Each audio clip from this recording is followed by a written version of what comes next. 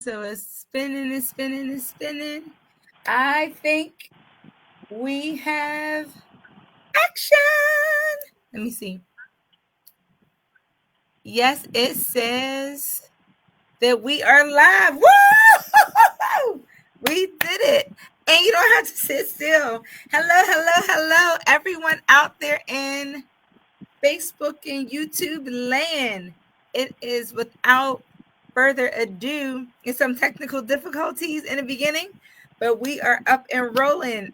Literally, TC, literally rolling. I would love to bring to the stage the one. I'm gonna let you introduce yourself. Tell us who you are and what is going on. I'm the crazy old man. And I'm just out here. I've got to get a new diet because chewing on all these miles, I'm starting to gain weight. Oh man, if weight was equivalent to the miles you've ridden, you would be a bit like Earth size, I'd be a little chunky. You'd be a little chunky is an understatement. You'd be chunked out, funked out. But I cannot believe what today is. What is today? If you're asking for a date or day of the week, I'm stumped. If you're asking for a ride day, it's 138. It is the 138th day of your journey, but it is also International Myotonic.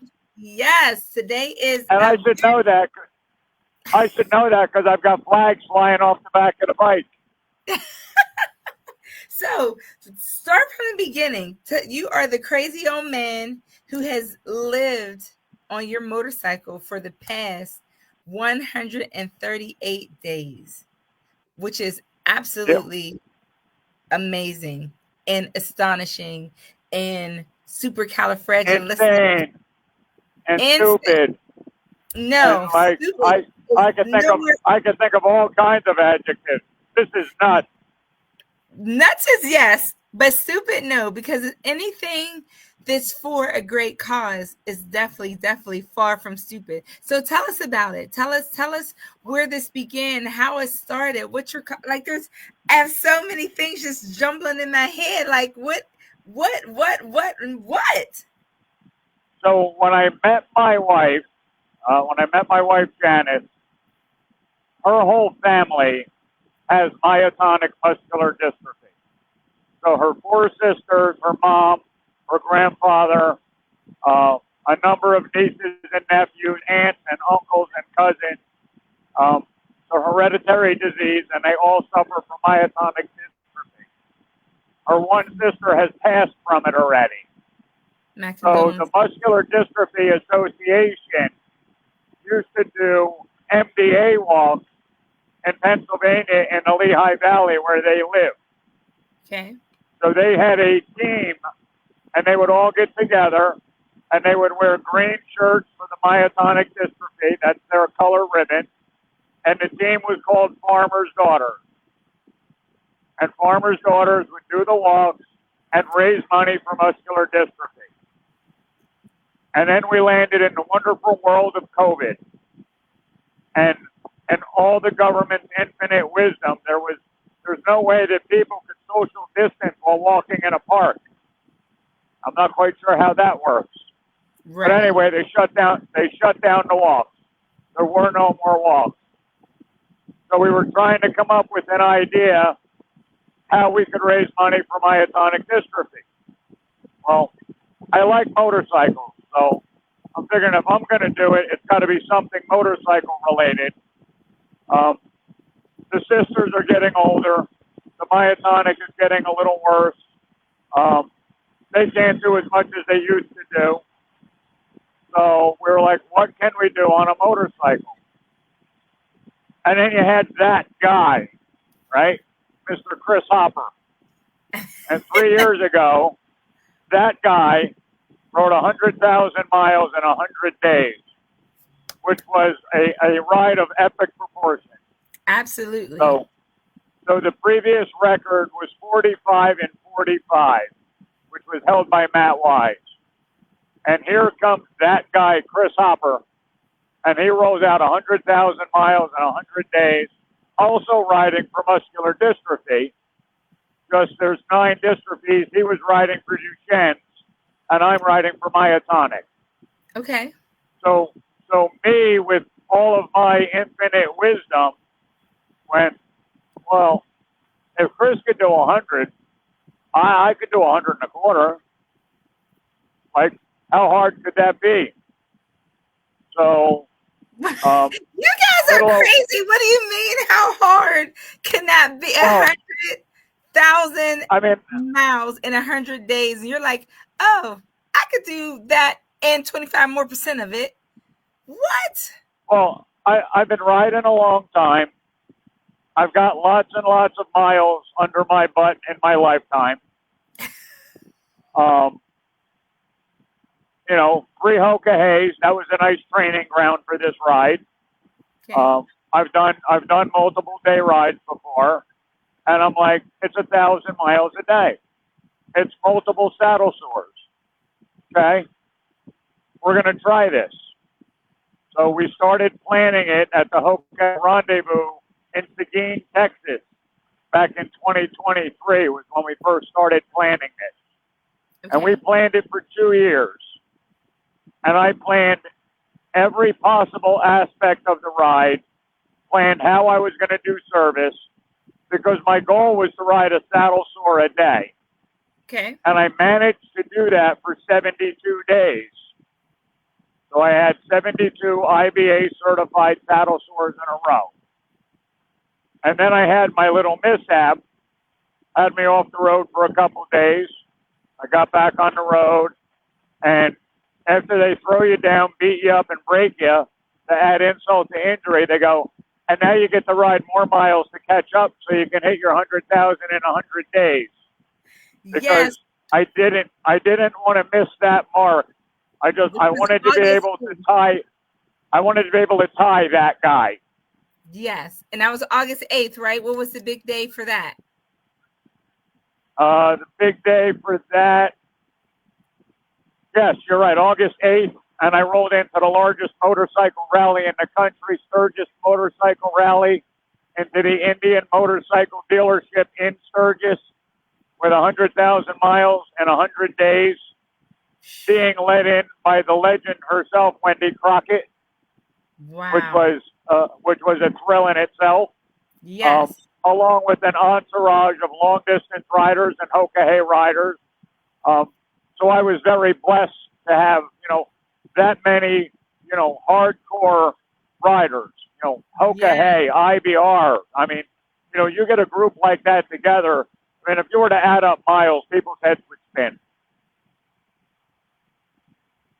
Craziness, like just legends in the game. Absolutely. So your entourage brought you into Sturgis on day 100, which was August 8th, 2025, which was 27 days after and so not only were you blown over by this tractor trailer, like what happened on day 73?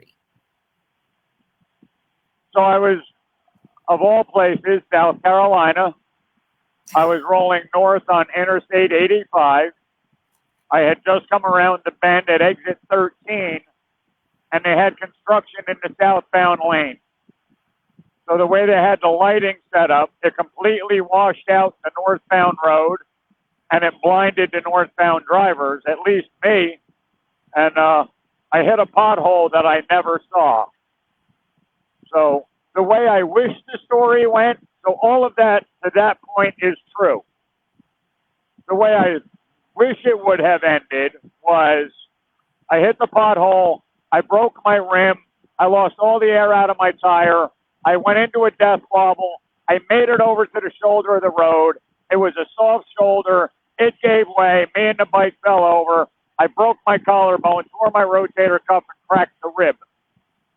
That, in my opinion, would be a realistic story, and has probably happened to somebody. Go into a death wobble, make it to the shoulder, and the bike goes over. No, not me. I hit a pothole, I looked down at my tire pressure monitoring system, and I noticed my front tire pressure going down. And I head to the shoulder of the road. I get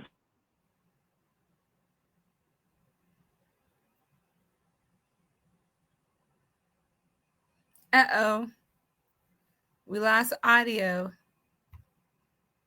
Can you hear me?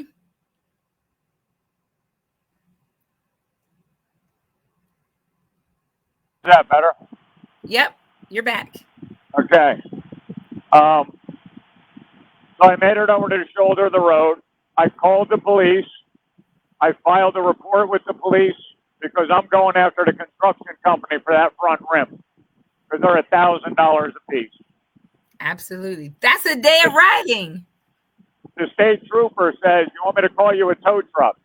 "Yes, please." The tow truck shows up. Now, I had already called another long-distance rider, Mr. Bill Lance, out of North Carolina. Bill, he called me, actually. He saw my post on Facebook, Dead in the Water. He called me at 3 o'clock in the morning. He gets in his pickup truck, hooks up his trailer, and he's headed down to D2 Power Sports in Greer, South Carolina. Greer, South Carolina.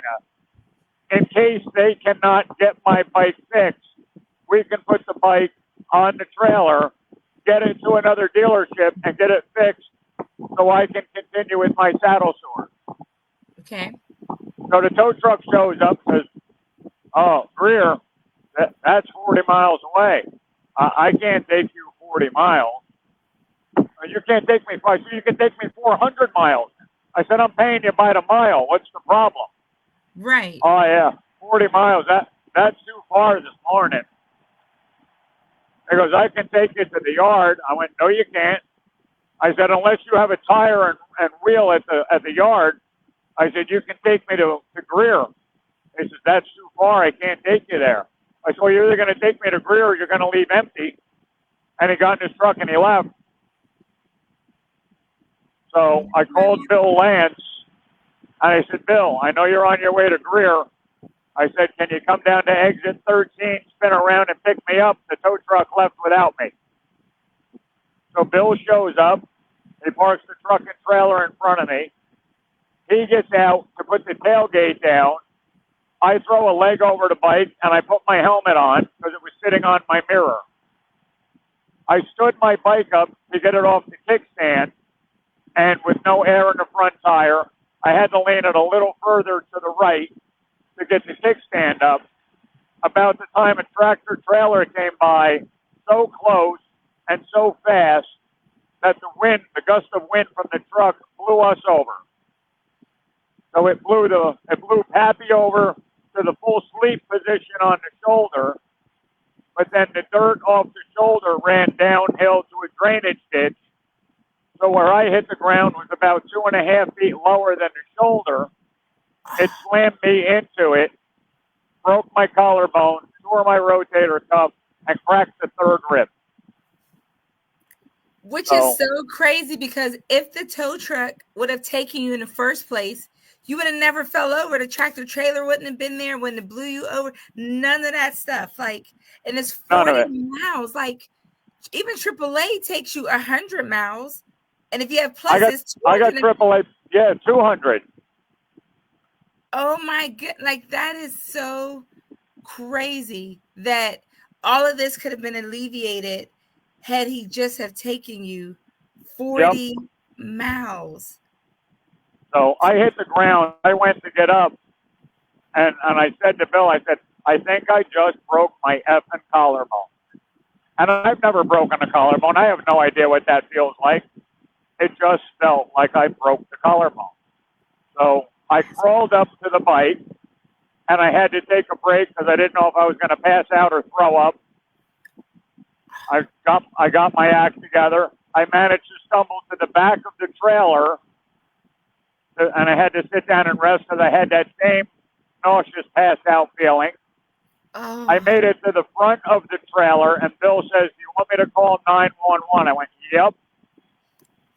When he came back, I was laying in the trailer, and I was using my jacket as a pillow. and there was a strap that I was laying on as well. So he said they're on their way, and I finally got I guess my body got the pain under control, and the nauseousness and the dizziness went away. So I asked Bill to pull the kidney belt out of my riding jacket because it's a Velcro belt, and we used it to make a makeshift sling. Right. Because the motorcycle is laying at a 90-degree angle. One person is not picking that up. So Bill and I went over. Your bike up? So Bill and I went over and got so I used my left arm on the back of the bike. Bill grabbed the front of the bike, and we got it to the nap position. And then Bill got on the right side of the bike. I got on the left side. I stood on the floorboard. I grabbed the handlebar as a counterbalance, and we got the bike up on the kickstand again. So with a broken clavicle, third rib, and a rotator cuff, you still help pick this bike up from off his side. Somebody had to. Yeah, 911. Once they got there and put you on a stretcher, somebody else could have helped pick the bike up. So Bill started the bike and drove it up onto the trailer. But now the trailer's on the shoulder of the road, and it's pitched to the right, and the bike's trying to lean to the left, but with the trailer pitch, the bike won't stand by itself. So I'm leaning into the bike. Where am I going here? I'm leaning into the bike, holding the bike up. Bill gets a strap. He starts strapping it down. And now the ambulance shows up and said, "Who's the patient?" And I said, "I am." They said, "Are you ready to go?" I said, "In a minute. Can you hand me the strap in that black bag?" So we had the two EMTs handing us straps and helping us strap the bike down so I could let it go so it wouldn't fall over again. Oh my God. So we get the bike strapped down. I get in the ambulance. Bill follows with the pickup truck and the trailer with the bike. And we go over to Anderson Medical, ANMED in South Carolina. You know, x-rays, CAT scan, crazy stuff. They try to do an MRI. Now, they've already got me morphined up. And here's the sad part. So the video from day 73 in the hospital is one of the most viewed videos. I don't remember doing it. I don't remember making that. I don't remember making that video. So you were still under morphine and Toradol and everything else, like you were just. Oh yeah, I was all juiced up. I don't remember making that at all.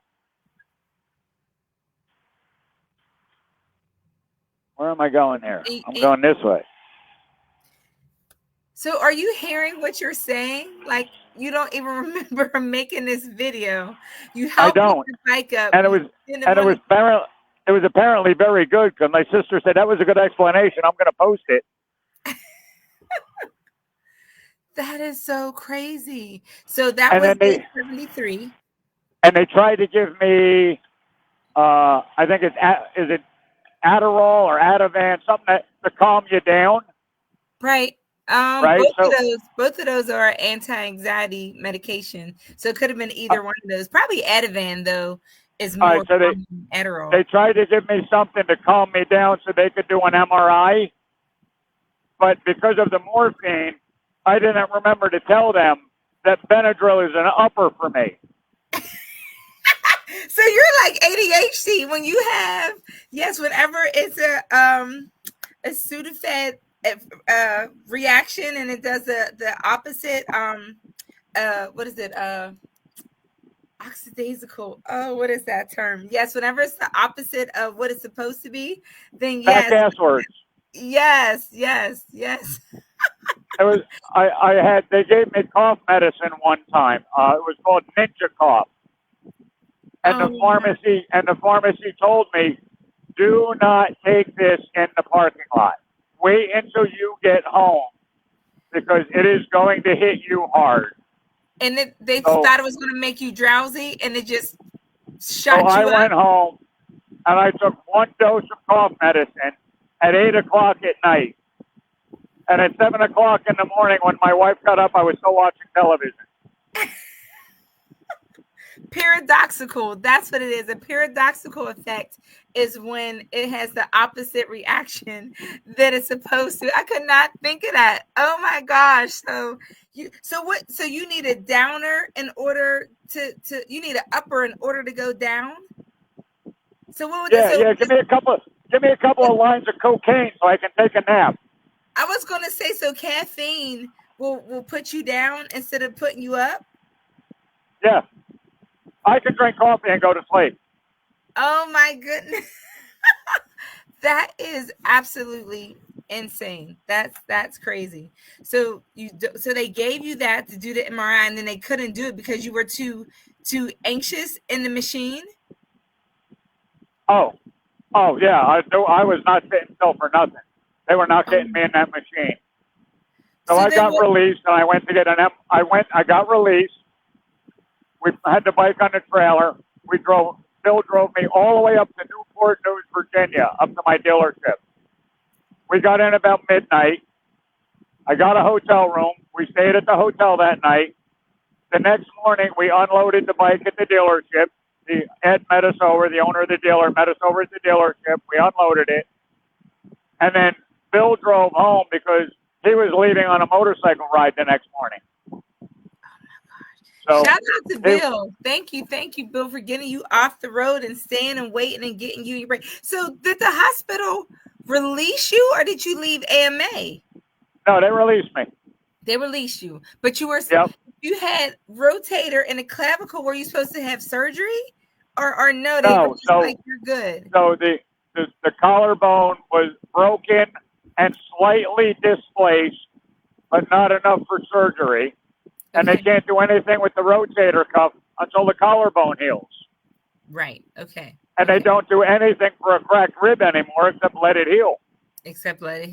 Absolutely. Right. So I convalesced Saturday in the truck, Sunday, Monday, and Tuesday up in Virginia, up with Ed at the dealership. And then Wednesday, my front rim came in. So they put the rim and the tire on. Okay. And I put my riding gear on. And they went, "What are you doing?" I said, "I'm going to go for a test drive." So I went for a test drive. My only requirements were I had to be able to get both hands on the handlebars unassisted. So I couldn't pick my right hand up with my left hand to put it up there. So I reached up, I grabbed the handlebars, I went full lock right, full lock left, and I didn't pass out from the pain. And I went, "I'm going to try this." I went out and I rode 100 miles. And I came back and I went, "Okay, I'm leaving in the morning." So my medication had not arrived yet. And what medication would that be? Oh, no. We lost him for a second. Guys, are you listening to this? Like 2 days out of the hospital, because he still had to wait for his room to come in. 2 days out of the hospital, he's going for a test ride. We lost him. For a test ride to make sure that the bike is functioning so that he can continue this ride. Like what? I fell. You see that? And it's a little ashy. It hurt my elbow. You're back? Can you hear us? I can. I'm trying to find you. There you are. Okay. I mean, we're all listening to this in amazement. Oh, we lost you again. We gotta wait for you to come back. All right. One second. Okay.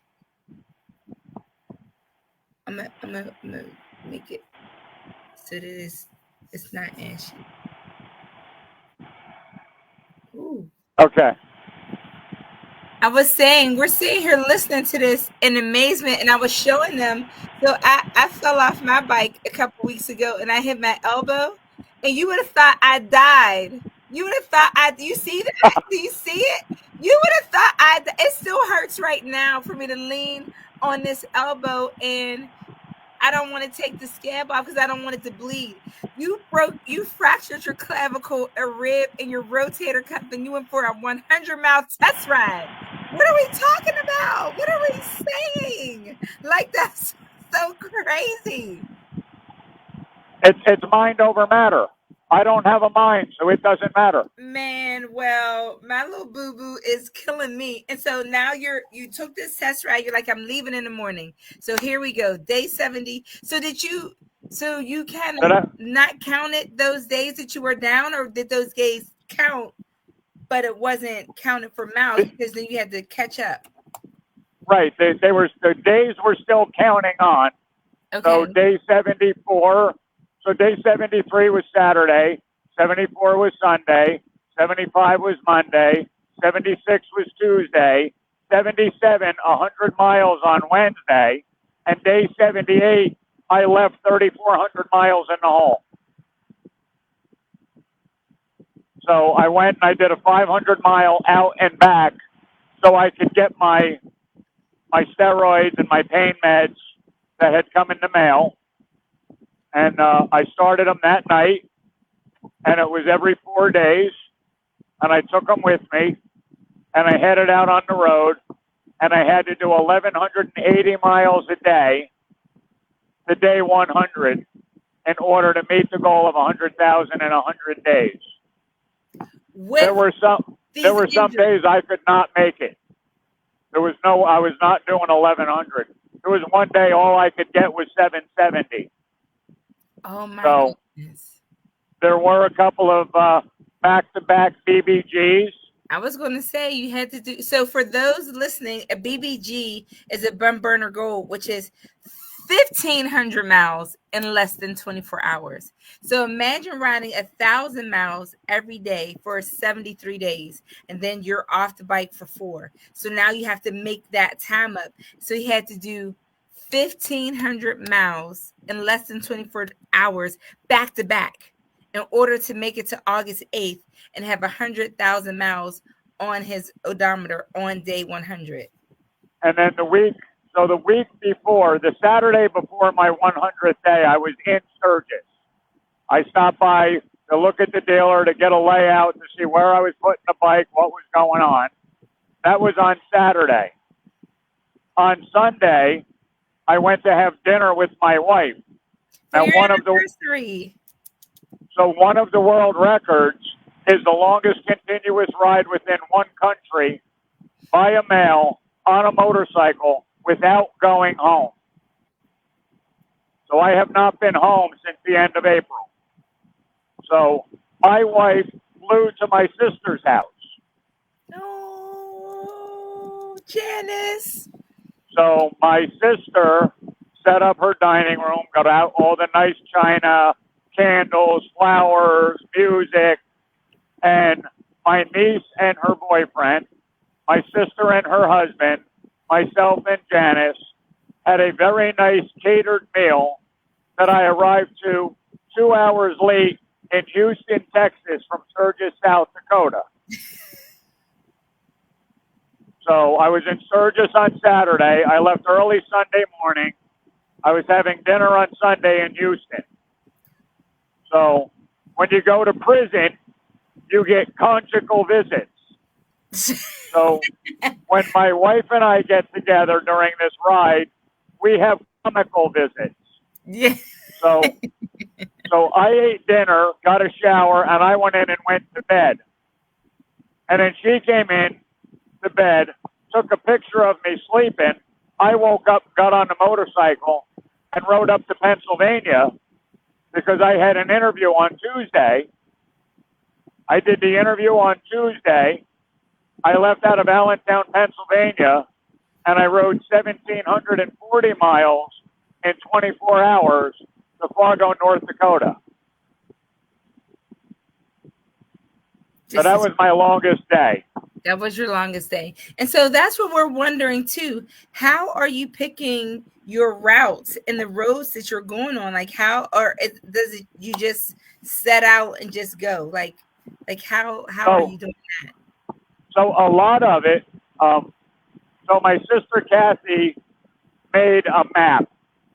So on that map, there are about 90 balloons on a Google map.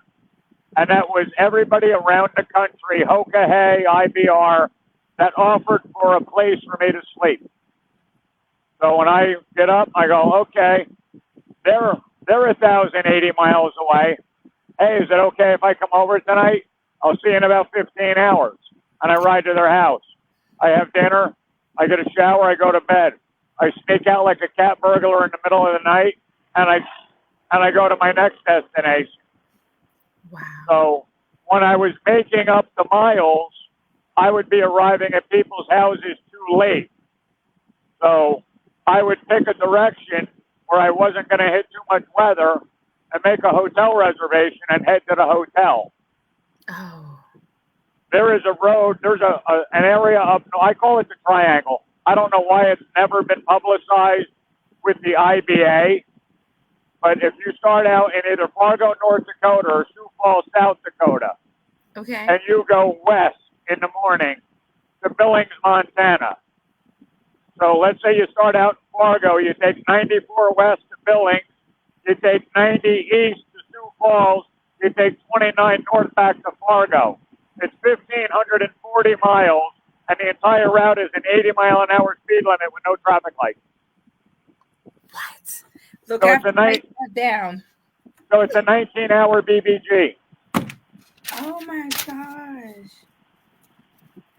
So you're in Fargo to Billings to Sioux Falls back. Yep. So Fargo. Or you could do, just Fargo, Sioux Falls, and Billings, whatever order you want to do them.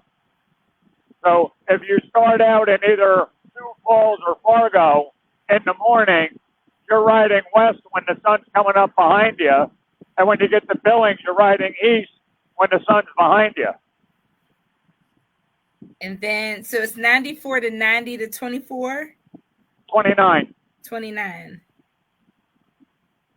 And that's so crazy because when I was going to Canada for the Three Flag Classic, I was getting all the Harley roads. So when I got to South Dakota, I was in Black Hills for that monument, and then which was the Badlands. Then I was going up to North Dakota and then over to Billings. That was my route, which is so funny, but I wasn't thinking BBG at all. I was just trying to get all the Harley roads to go over. And then that's when I had the sciatica, so I never made it out of South Dakota, which is why you saw my motorcycle at Dead Man's house. Yep. That is, I was like, hey, what's that bike? I'm going to call her and tell her to get out of here. I don't have room for mine.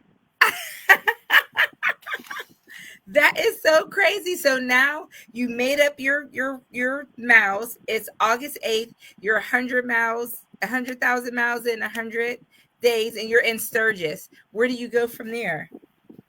So now I'm thinking the ride's going to get easier because I'm back to my 1,000-mile days. So on day 106, I had ridden back to Virginia. I got service. I wasn't 2 hours out of service, and I lost the charging system. The stator went in the bike. And I was mad. I was very pissed off. And I'm like, why am I pissed off? I've owned other American-made V-twins that I run just a headlight and a tail light, and I lose a stator at 40,000 miles. I'm on here. I have 106,000. I'm running a full Farkle bar, auxiliary lights, auxiliary gas with a pump, and it lasted 106,000. I'm like, what am I pissed off about? I thought that was great.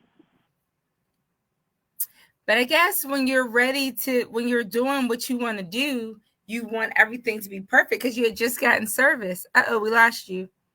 But there you go. Say that again. I said, I guess when you're doing like a major route like this and you had just gotten service, you thought that it would be good. So why would something go out as soon as you get service? So now you're back off the road again, temporarily.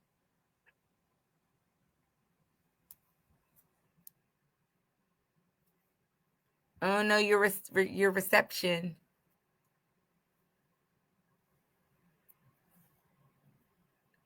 we're getting to the juicy part too. Let's see what they're saying. I'm gonna go over here. Wow. Here you go. Yeah, it's because my phone keeps ringing. Oh, we lost audio. Let me, Hear me? give me 1 second. Okay. Oh, it's calls coming in. Yep, that'll knock it off. That definitely will knock it off. Okay. Okay, there you go. So it goes in for service, and I don't get it back for a little over a day. So now I'm 1,200 miles behind. So Another BBG. So right before that had happened, like I think it was right before day 100. I was in a hotel, and I brought all my stuff down to the bike, and I am notorious for leaving a phone charger. So I always go back to the room and check for phone chargers before I turn in my key. So I went up, I looked around, no chargers. I got on the elevator, and the elevator got stuck. And I was in the elevator for 2 hours waiting for the elevator guy to come. And the lady was like, "Do you have any medical conditions?" And I was, "No, I'm fine." "Well, I can call the fire department. When they get here, if you're not in any distress, they're going to call the elevator guy, or I can just call the elevator guy." I said, "Just call the elevator guy. Just don't bother me until they get here, because I'm going to take a nap." And I curled up my jacket into a pillow, and I laid down on the floor, and I went to sleep in the elevator. So they got me out. Oh my So God. day 108, I put Pappy in to get a fuel filter, or a fuel pump rather, and an oil change. And I guess Pappy was mad that I got a couple extra hours sleep. So he decided to break the lift table. And he was stuck on the table. He was stuck on the table for like 3 hours while they tried to get it down. Oh So my gosh. now I rolled out of that service. I'm 1,600 miles behind the 8 ball, and I've got 11 days to go to 125,000. Oh my goodness. I have an appointment that Friday at Spirit Lake at the Indian factory where Pappy was born. So I go to Spirit. I get a good night's sleep. I go to Spirit Lake. Everything's great. We get out of there about 10:30, and I start heading to Virginia on the route that I needed to take to get my miles. Now, I'm in Iowa, Spirit Lake, Iowa. I'm going to Virginia by route of Texas to be able to get my miles. Okay. And I'm coming across I-20, and two animals, actually an animal and a machine, show up. Dan Duvall and Lionel Ramos. So Shout out to them. Okay. They left out of Virginia Sunday night.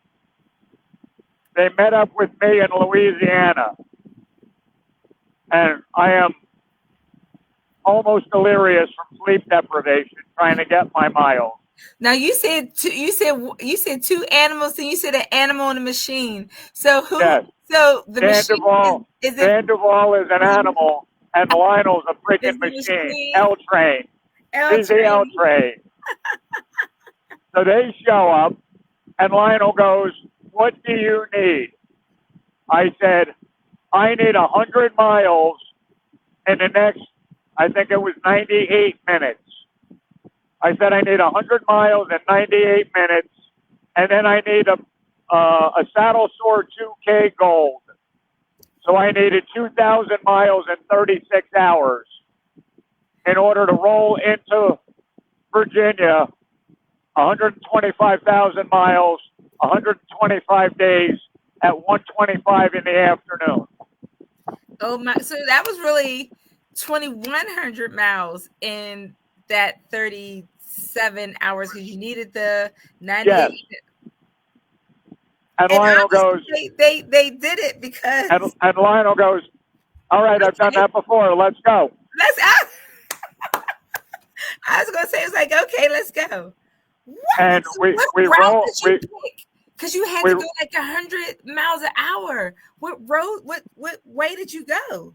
so we rolled out, we rolled out Interstate 20, almost to Texas, turned around and came back. We, Lionel's daughter was with him. So we had dropped Lionel's daughter at the hotel, and then we came back, and Dan needed a nap, so we dropped Dan off at the hotel with Lionel's daughter. Lionel and I took off for 4 hours for 300 miles out Interstate 20, heading towards Florence, South Carolina, turned around and went back. So we picked up 300 miles there. We got to the hotel. Dan and his daughter were standing outside. They got on the bikes. We left out of Louisiana en route to Virginia. We pulled over. We got a 15-minute power nap. We're riding in, and now we have picked up an entourage of, I think, 9 bikes behind us. But you had enough miles at that point in time. You just needed those last, like 90 miles? So when I rolled in like 125 and 30 miles. I just barely squeaked it in. And the nice thing is, on this bike, every 1,000 miles I do, GPS-wise, is 1,008. So I'm over, not under like a Harley. It's backwards. It's backwards from the Harley. Hey. I just said it was backwards. I didn't say anything bad. You know, if you run a saddle sore with a Harley, you got to run, 1,040. If I stop at 1,000, I'm over. So we rolled in with enough miles. I barely remember rolling in. It was probably an hour and a half of, BSing around. I was asleep in the chair. From Friday morning at 10:30, when I rolled out of Spirit Lake to the finish line, I had 7 hours of rest. From Friday morning to Tuesday morning, or Tuesday afternoon. We missed the 125 in the afternoon by an hour because I'm riding down 64, and I had to pull the whole group off the highway because I was falling asleep at 70 miles an hour. Oh, no. I couldn't keep my eyes open. I said, we got to get off I called Lionel. I said, I got to take the next exit. I got to get off the bike. I got to get moving around. I'm falling asleep. Oh, my gosh. So we spent about a half hour, 40 minutes at the gas station. I drank a coffee drink and one of the Starbucks coffee drinks with the vitamin B. And you actually needed some Benadryl. You needed the downer to make you upper. Yeah, well, I had the vitamin B works, so I got that in my system, and then we finished the ride in. We stopped at a local restaurant and we picked up a gentleman by the name of Butch. Butch's daughter has myotonic dystrophy, and they live in Newport News, Virginia. Oh, fabulous! So she was our cheerleader. She was there waiting for it. She was probably really excited, and so that's what I mean. This is such a selfless act that you're doing, raising money for this disease. Even though I know it's close to your heart because it's your wife's family and your family are affected by it. But look at all the things that you're going through to bring attention and awareness. So how can we continue to help you and support you to make sure that, one, you're safe, that you make your goal, that you continue your journey? Like what are you looking for from your public, from your fans, from your audience? Donate. And I push that. I keep sending. And your animal, Dan Duvall, had a great idea. He made teams of 10 for 10 days so that we can each sponsor one of your days. That was like such a fabulous idea that he came up with, and I was like right on it. So that was really, really good. So at least that was one of your days. And everyone, please, if you're watching this, just sharing the link, because maybe today you can't donate, but someone who sees the link can. And then when you can, you do. But just push the link to get to $125,000 for myotonic muscular dystrophy. And I mean, there are people that have money that have donated. I mean, Dana White from the UFC donated 10 grand. So if he happens to see this, thank you, Dana White. I'm trying to find you to shake your hand. Absolutely. You have to meet him on the road, Dana. We have had, $1,000 donations, $500 donations. We've had $1 donation. It all adds up. I mean, somebody donated $1 and went, I can't really afford to donate, but he gave me $1. And that means as much to me as the $10,000. Absolutely. Because, you took the time out of your day to go online and give something of what you have, big or small, it doesn't matter, So, Absolutely. I mean, if you see this, $5, $10, $1, whatever you can do, don't think that it's, well, what are they going to do with $1? Well, if 1 million people each gave me $1, I could do a whole lot. That can do a whole lot. So, everybody thinks, what's $1? $1 adds up. Enough people do $1, it adds up to 10, to 100, to 1,000, to 10,000. Absolutely. A $5 bill, 20 people do $5, it's $100. That's $100. If one person gave $1 every day for what you've been out there, that's $138. So that works. That works. So any amount helps. It doesn't matter. Whatever you can do. If you're like, well, I really can't afford to do anything, but you're going to go out with your boyfriend or your girlfriend to the bar and you're going to have, 2 beers. Well, that's $5. Have 1 beer, and know that you helped out an entire community with myotonic dystrophy with the $2.50 that the other beer was going to cost. Exactly. And know that you're helping tens of hundreds of thousands of people with research and care. It doesn't take a lot out of anybody's life. At all. So and I mean, everybody's got their own situation, and I get it, but that's just the way I see it. Right.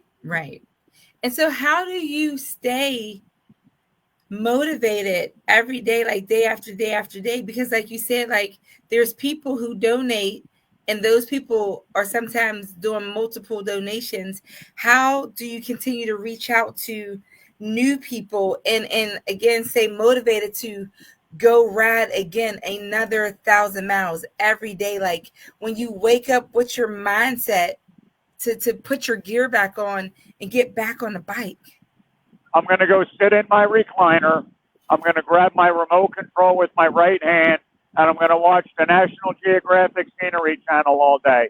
I've been binge watching the National Geographic Scenery Channel for 138 days. Wow. So that's so cool too, because sometimes I'll put something on just to watch to take my mind off of what I'm doing, which people don't understand. It's like, because you're riding, you have to look and focus, but it's like you can, but hearing it and glancing down every so often, it's like the same as really paying attention, because how much attention do you pay when you're really at home? You know what I mean? Like, so but still 138 days on so you've probably been on every highway, almost every back road that the United States has offered. The U.S. highway system is 157,000 miles long. That's not counting interstates or back roads. There's a lot of roads in the U.S. So then you still have a couple to go. Then you said 156,000? but that's just highways. That's not interstates or back roads. And I haven't hit a quarter of them. I mean, I've hit a lot of interstates. I've hit a lot of second highways. I've hit some back roads. I hit a couple of scenic roads, but the scenic roads tore up my shoulder. So, they were beautiful, and I was able to do some nice videos and some nice posts. My shoulder wouldn't handle doing that day after day for 1,000 miles, so I couldn't do that and still reach my goal. Yeah. And you asked how I do this every day. So I chose to get out here on a motorcycle and ride for myotonic dystrophy. People with myotonic dystrophy did not choose to have myotonic dystrophy. So they have struggles that they need to persevere through every day.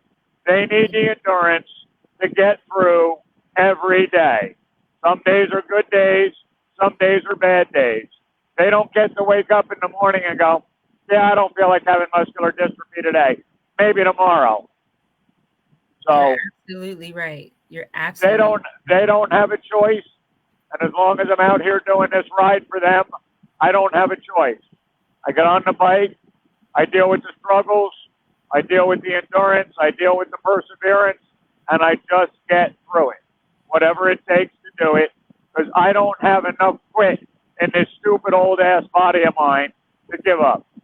Man, so what's your favorite route to go? Like your favorite road? Do you like going west where you get to go into the daylight, or do you like coming back east where it's behind you? Like what energizes you? What road is like your favorite that you know you can get on and boom, tear those 1,000 miles up and then get more rest like for your day?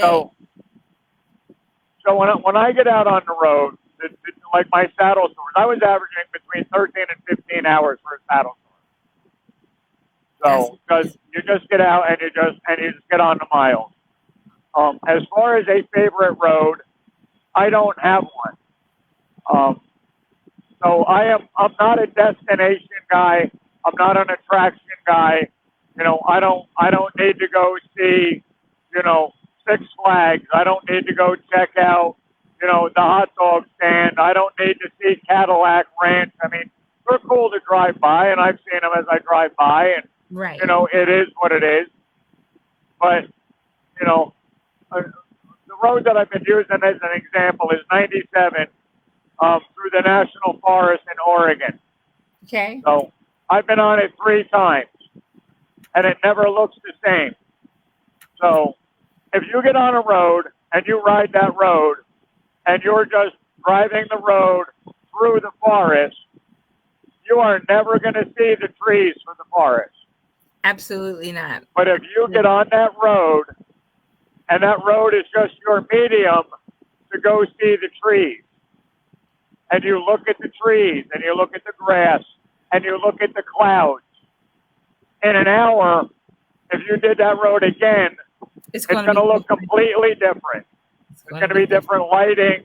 The wind's going to blow different. The clouds are going to be different. So that 1 hour that you spend driving that portion of the road and falling in love with that scenery, you better have committed it to memory, because it will never be the same. Look exactly like that again. It will not. It definitely will not.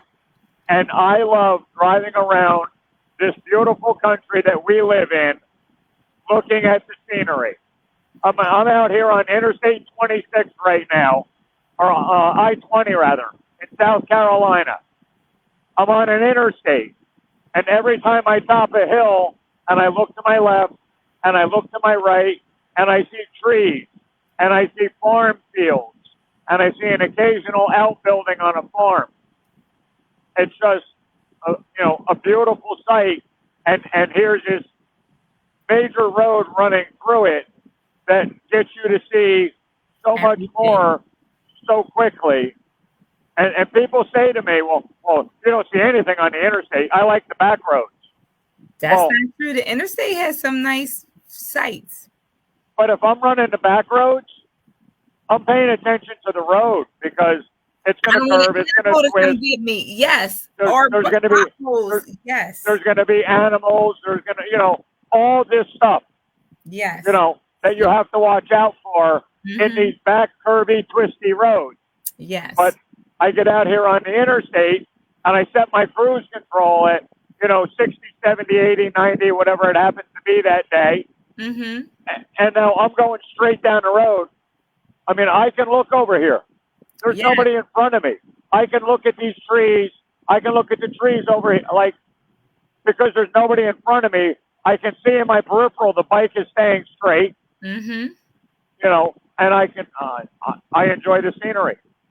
And sometimes the trees make a canopy, which is really beautiful. And you see that. And even like now, I can see behind you that the sun is setting. So those purple hues, those orange hues, those just colors that the sun emanates when it's going down. It's just beautiful. And fall is coming. So now the trees are changing colors. They're gold and orange and red and they're just beautiful. I mean, up north, the trees are losing their leaves already. Yes. And down south, everything's still green and in bloom. It's, and you get to see it. I can see that in one day. Very much so. I mean, I can go from Maine, where they're losing the leaves on the trees already, down through the mid-Atlantic, where they're just starting to change colors, down into the southeast, where everything's still green and blooming. And you do that in a day. In a day. That's insane. That is insane. So how are you handling like your meals? Like, how do you do like that? Like, how are you eating? Like, do you take a full break to eat? I handle them with this. While you're riding? That's how I handle it. Yeah, most of the time. I have,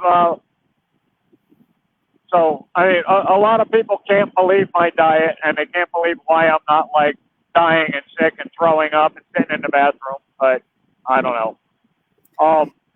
So I get up in the morning, and when I'm at the gas station, filling up for the first time, I'll eat 3 or 4 hard-boiled eggs.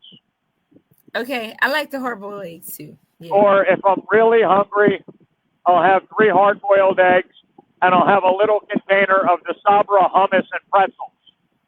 Okay. Because I get some carbs and I get some more fats with the proteins. I've always got a jug of water. I've always got almost a full gallon of water with me on ice. And when I run out, I stop, whether I need gas or not.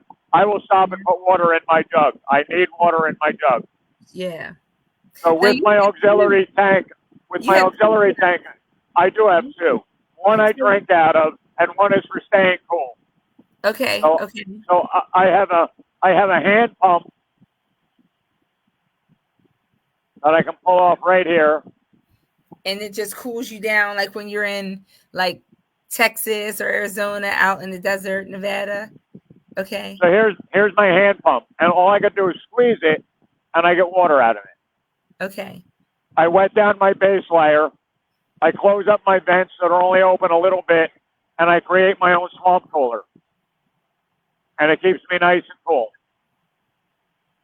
And so what climb gear do you have? Which set did you go?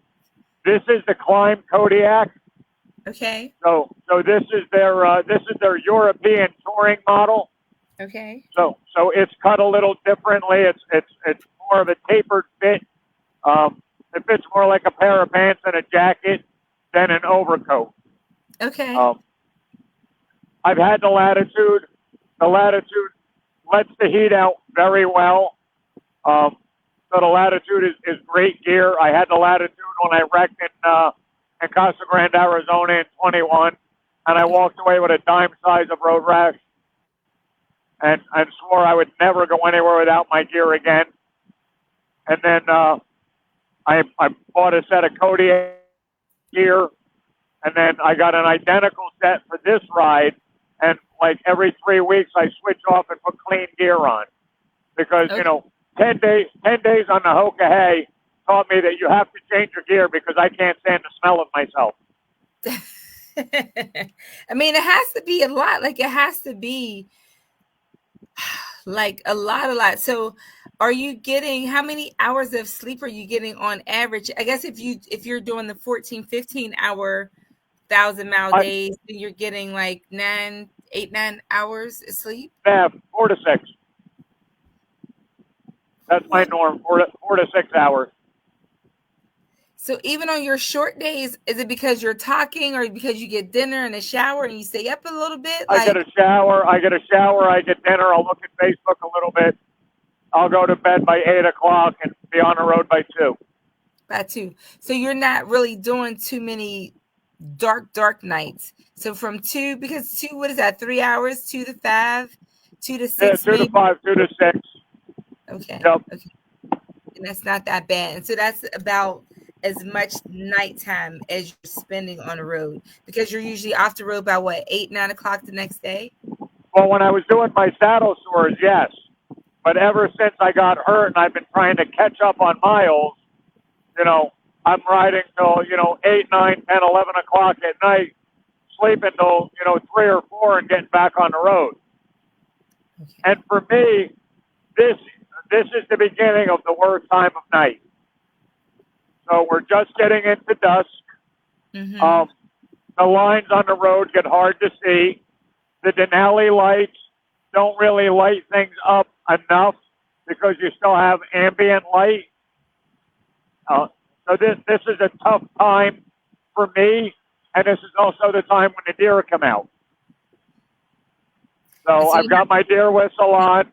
I've got my Denali set up for my driving lights at about 25%, which aggravates the crap out of other drivers. But when they don't like it, I hit them with 100%, and they go, wow, that was bright. So you're like, take what you get when you get it, because it could be way worse. I was yes.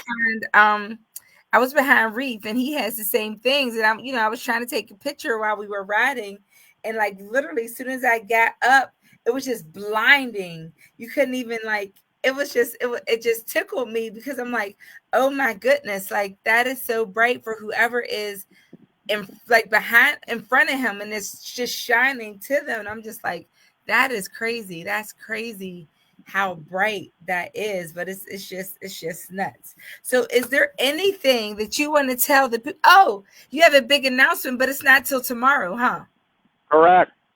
Oh, we can't wait till tomorrow. Everybody has to tune in. What time are you making your announcement? AM. What time in the morning?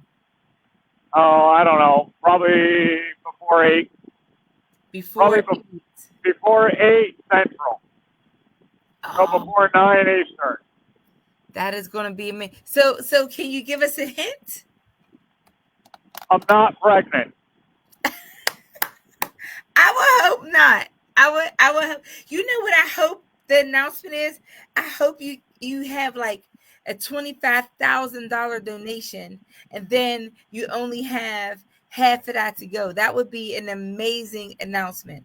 Or even another 10,000 or 5,000, like something huge that'll shorten your amount of time that you have to still be on this road, even though I know you love being out there like crazy. I enjoy that. I enjoy riding my motorcycle a lot. You do. Obviously, you would have to do this. Yes, and it shows. So your maintenance, do you have a maintenance schedule, or your bike tells you when it's time to go in and you just work it in your ride, or are they pre-scheduled? They are not pre-scheduled. I know that I need a back tire every 14 days. I know I need 2 tires every 28 days. I know every 7 to 10 days I'm changing the oil. At the halfway mark, I had a big service scheduled.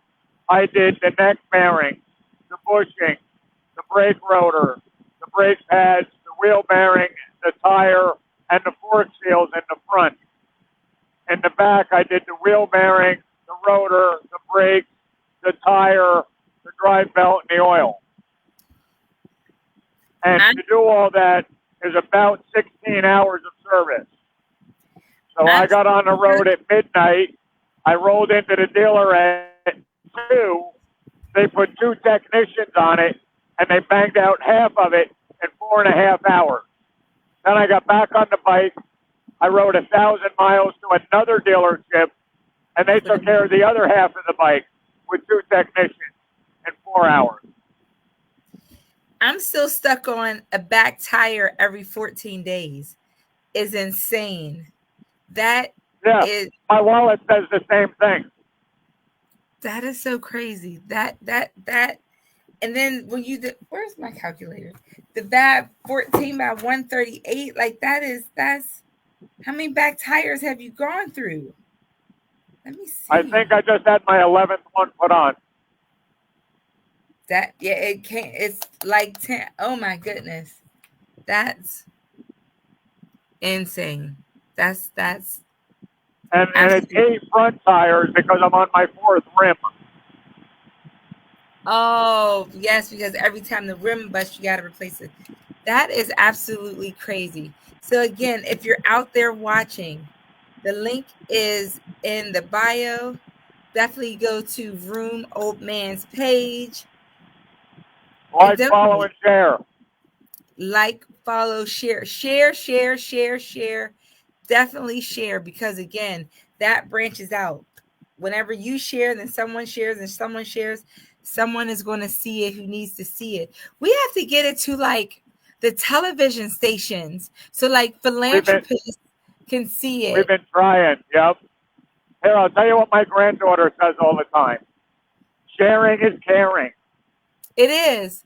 So we need like the Today Show, or like The View. What are some of the other shows that come on like during the day, like for them to like pick up the story, especially because of the awareness that you're trying to raise for myotonic muscular dystrophy. Like that part there has to be an avenue. So if someone out there is watching and you're in broadcasting or communication, the radio stations, the television stations, definitely hit up Vroom Old Man or Pat Cornell. Both will be tagged in this live video, and share it with your organization so that we can raise, again, awareness and donations and save poor Pappy. We Old Man likes it out there. Pappy is probably going through it. The motorcycle has tantrums too, as he attested to.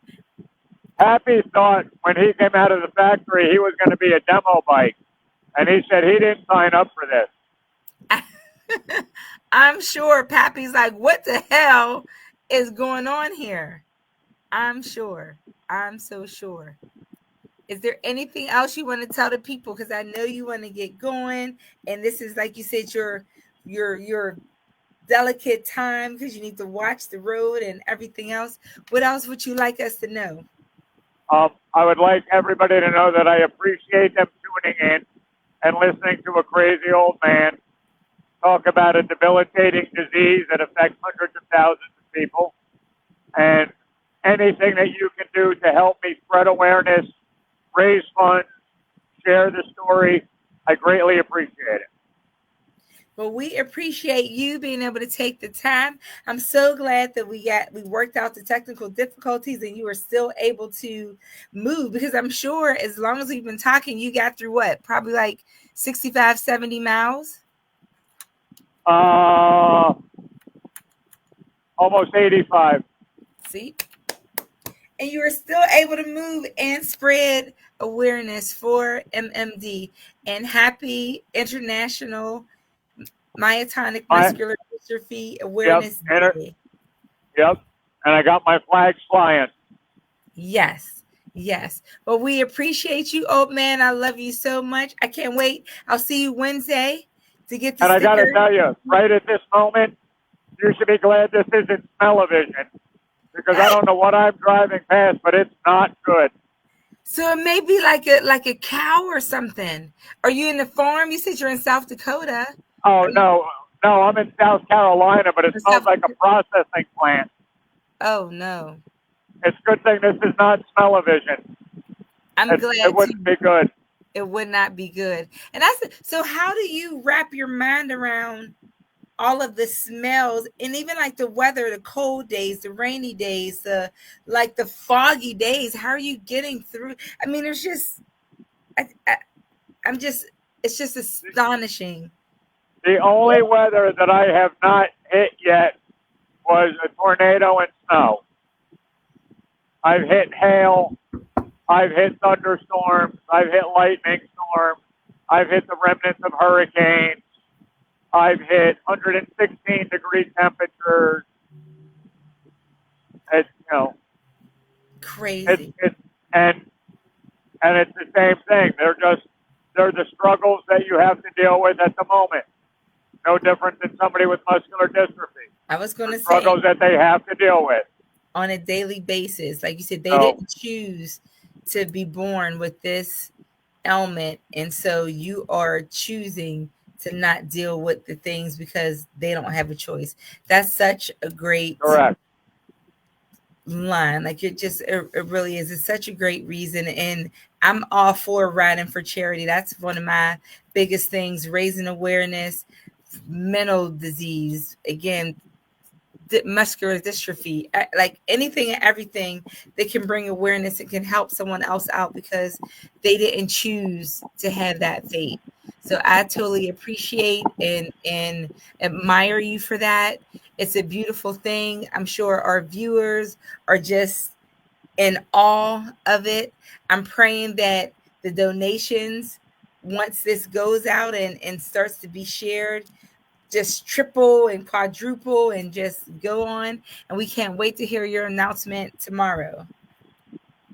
And I appreciate everything you're doing for me. You're welcome. And if you could do me one favor and tag the page in this, absolutely, so we can share it on our page as well. Absolutely. I will do that. You continue to ride safe, and we will wait for your announcement tomorrow. Love you so much. We love you too, dear. You be good. You too. Bye, guys. Bye-bye. Guys, like, do you see how dark it's getting? And it's 8 o'clock. So his miles, he will still be riding for another probably 2 hours today. And these are the struggles that he is intentionally going through for people who cannot choose to not deal with their myotonic muscular dystrophy illness. So again, if you find it in your heart to contribute to his cause, $1, $5, $10, whatever it may be, share the live so that someone else who may be able to contribute can contribute to. It is greatly appreciated. So I appreciate you taking the time and spending it with me this evening on Running Your Motor with Piper, Motorcycle Mondays. We will see you next time. Later, Gators. Bye.